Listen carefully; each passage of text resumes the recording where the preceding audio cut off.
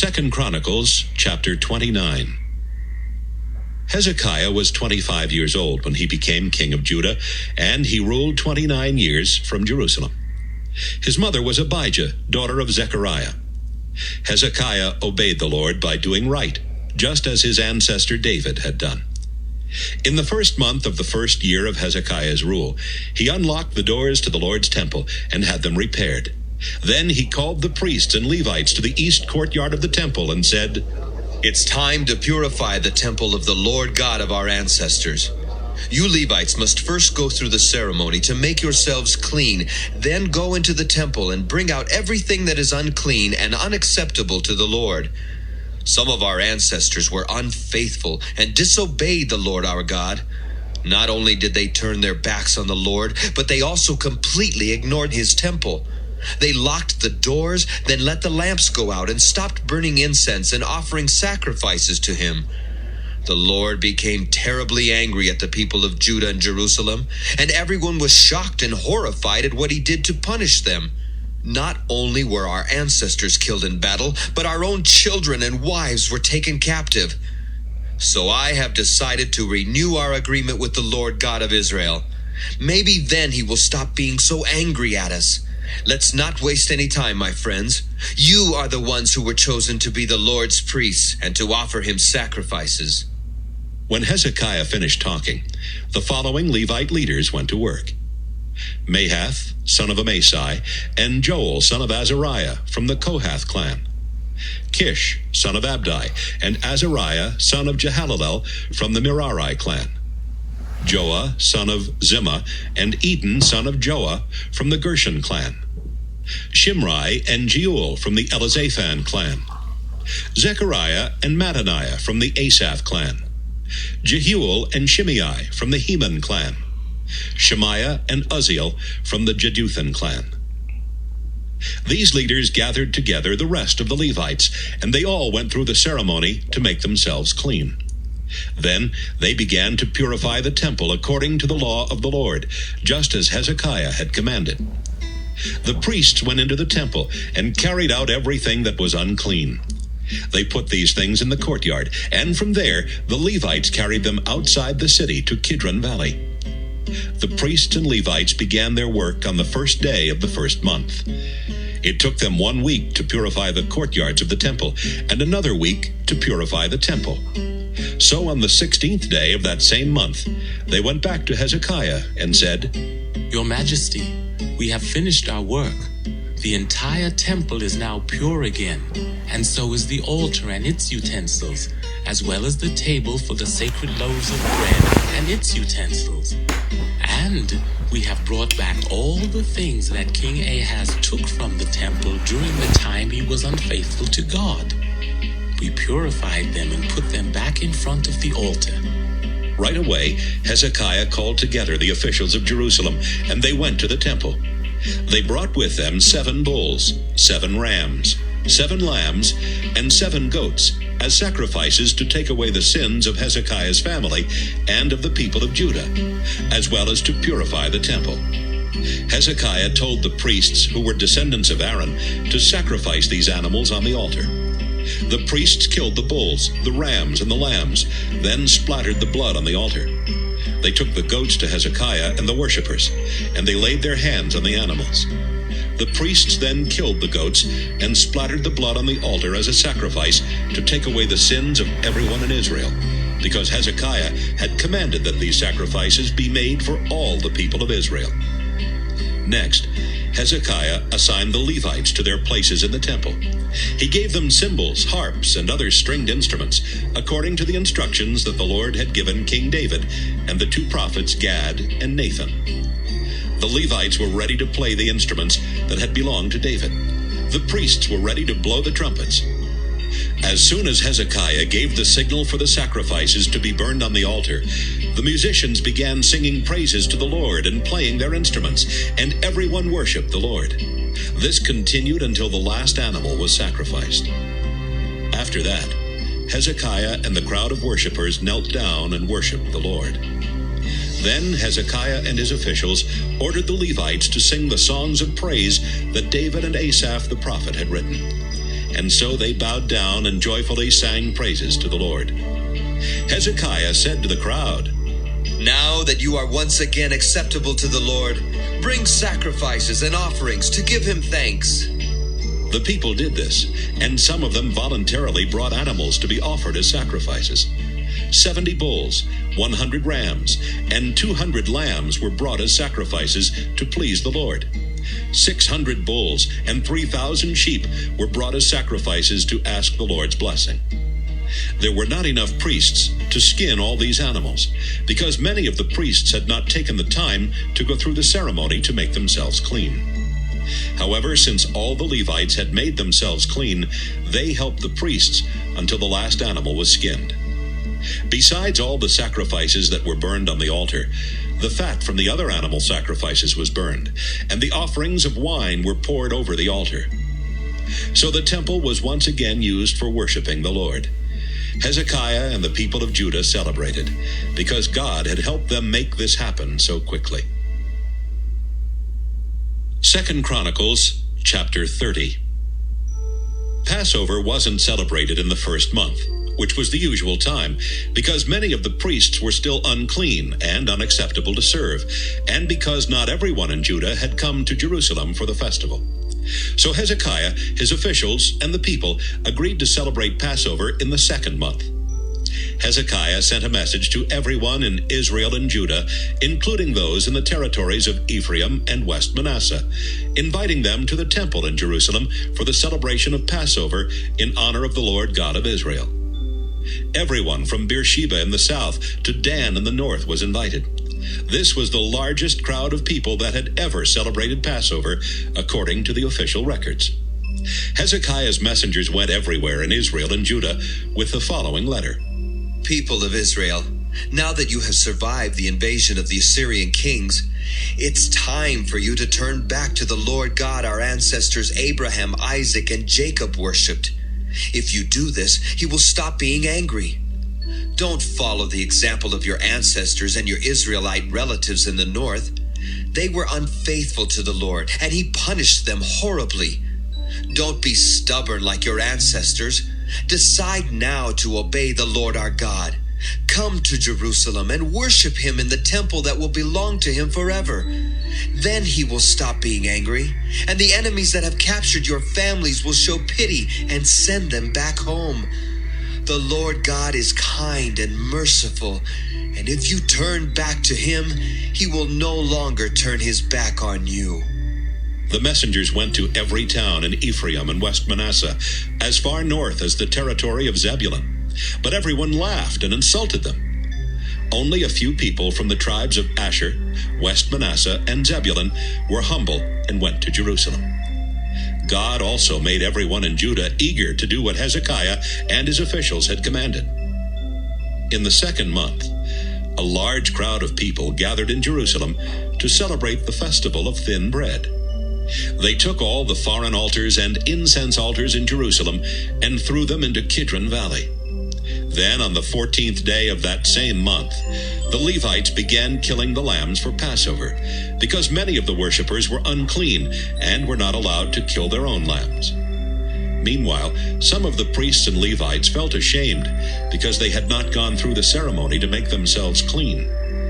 They immediately went through that ceremony and went to the temple, where they offered sacrifices to please the Lord. Then the priests and Levites took their positions, according to the law of Moses, the servant of God. As the Levites killed the lambs, they handed some of the blood to the priests, who splattered it on the altar. Most of the people that came from Ephraim, West Manasseh, Issachar, and Zebulun had not made themselves clean, but they ignored God's law and ate the Passover lambs anyway.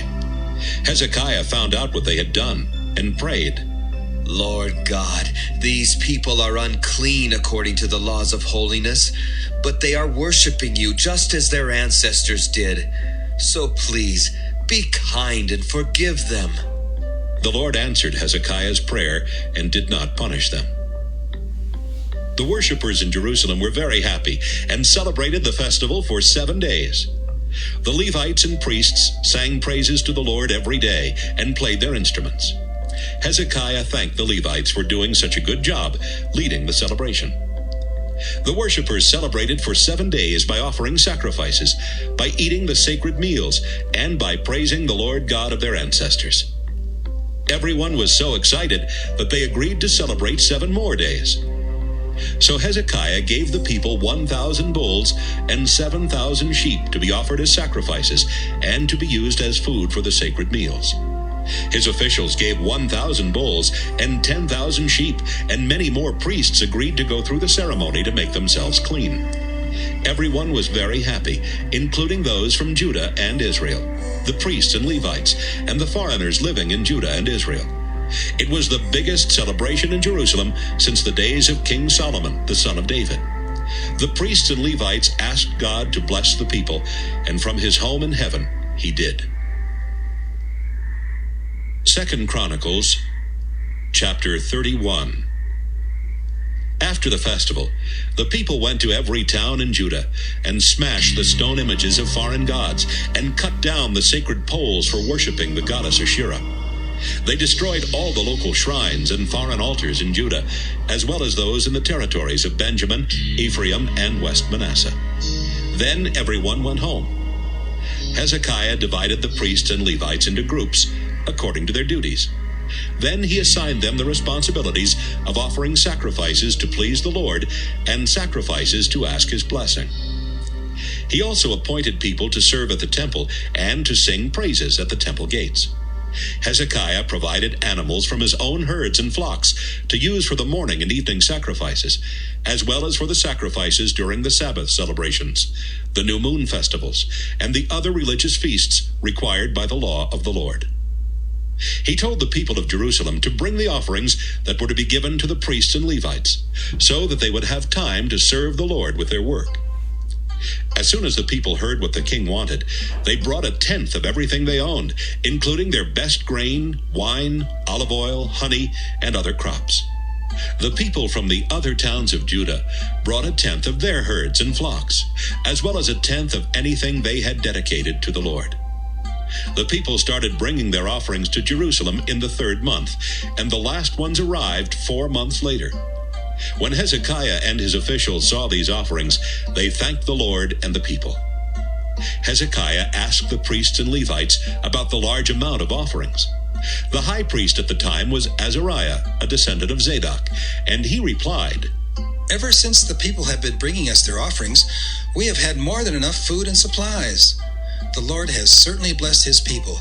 Look at how much is left over." So the king gave orders for storerooms to be built in the temple, and when they were completed, all the extra offerings were taken there. Hezekiah and Azariah then appointed Conaniah the Levite to be in charge of these storerooms. His brother Shimei was his assistant, and the following Levites worked with them: Jehiel, Azaziah, Nahath, Asahel, Jeremoth, Jozabad, Eliel, Ismachiah, Mahath, and Benaiah. Kori, son of Imnah, was assigned to guard the east gate, and he was put in charge of receiving the offerings voluntarily given to God and of dividing them among the priests and Levites. He had 6 assistants who were responsible for seeing that all the priests in the other towns of Judah also got their share of these offerings. They were Eden, Meniamin, Jeshua, Shemaiah, Amariah, and Shechaniah. Every priest and every Levite over 30 years old who worked daily in the temple received part of these offerings according to their duties. The priests were listed in the official records by clans, and the Levites, 20 years old and older, were listed by their duties. The official records also included their wives and children, because they had also been faithful in keeping themselves clean and acceptable to serve the Lord. Hezekiah also appointed other men to take food and supplies to the priests and Levites whose homes were in the pasture land around the towns of Judah. But the priests had to be descendants of Aaron, and the Levites had to be listed in the official records. Everything Hezekiah did while he was king of Judah, including what he did for the temple in Jerusalem, was right and good. He was a successful king because he obeyed the Lord God with all his heart. 2 Chronicles chapter 32. After After King Hezekiah had faithfully obeyed the Lord's instructions by doing these things, King Sennacherib of Assyria invaded Judah. He attacked the fortified cities and thought he would capture every one of them. As soon as Hezekiah learned that Sennacherib was planning to attack Jerusalem, he and his officials worked out a plan to cut off the supply of water outside the city, so that the Assyrians would have no water when they came to attack. The officials got together a large workforce that stopped up the springs and streams near Jerusalem. Hezekiah also had workers repair the broken sections of the city wall. Then they built defense towers and an outer wall to help protect the one already there. The landfill on the east side of David's city was also strengthened. He gave orders to make a large supply of weapons and shields, and he appointed army commanders over the troops. Then he gathered the troops together in the open area in front of the city gate and said to them, Be brave and confident. There's no reason to be afraid of King Sennacherib and his powerful army. We are much more powerful because the Lord our God fights on our side. The Assyrians must rely on human power alone. These words encouraged the army of Judah. When Sennacherib and his troops were camped at the town of Lachish, he sent a message to Hezekiah and the people in Jerusalem. It said, I am King Sennacherib of Assyria, and I have Jerusalem surrounded. Do you think you can survive my attack? Hezekiah, your king, is telling you that the Lord your God will save you from me. But he is lying, and you'll die of hunger and thirst. Didn't Hezekiah tear down all except one of the Lord's altars and places of worship? And didn't he tell you, people of Jerusalem and Judah, to worship at that one place? You've heard what my ancestors and I have done to other nations. Were the gods of those nations able to defend their land against us? None of those gods kept their people safe from the kings of Assyria. Do you really think your God can do any better? Don't be fooled by Hezekiah. No god of any nation has ever been able to stand up to Assyria. Believe me, your God cannot keep you safe. The Assyrian officials said terrible things about the Lord God and his servant Hezekiah. Sennacherib's letter even made fun of the Lord. It said, The gods of other nations could not save their people from Assyria's army, and neither will the God that Hezekiah worships. The officials said all these things in Hebrew, so that everyone listening from the city wall would understand and be terrified and surrender. The officials talked about the Lord God as if he were nothing but an ordinary god or an idol that someone had made. Hezekiah and the prophet Isaiah, son of Amos, asked the Lord for help, and he sent an angel that killed every soldier and commander in the Assyrian camp. Sennacherib returned to Assyria completely disgraced. Then one day he went into the temple of his God, where some of his sons killed him. The Lord rescued Hezekiah and the people of Jerusalem from Sennacherib, and also protected them from other enemies. People brought offerings to Jerusalem for the Lord, and expensive gifts for Hezekiah, and from that day on, every nation on earth respected Hezekiah. About this same time, Hezekiah got sick and was almost dead. He prayed, and the Lord gave him a sign that he would recover. But Hezekiah was so proud that he refused to thank the Lord for everything he had done for him. This made the Lord angry, and he punished Hezekiah and the people of Judah and Jerusalem. Hezekiah and the people later felt sorry and asked the Lord to forgive them. So the Lord did not punish them as long as Hezekiah was king. Hezekiah was very rich, and everyone respected him. He built special rooms to store the silver, the gold, the precious stones and spices, the shields, and the other valuable possessions. Storehouses were also built for his supply of grain, wine, and olive oil. Barns were built for his cattle, and pens were put up for his sheep. God made Hezekiah extremely rich, so he bought even more sheep, goats, and cattle, and he built towns where he could keep all these animals. It was Hezekiah who built a tunnel that carried the water from Gihon Spring into the city of Jerusalem. In fact, everything he did was successful. Even when the leaders of Babylonia sent messengers to ask Hezekiah about the sign God had given him, God let Hezekiah give his own answer to test him and to see if he would remain faithful.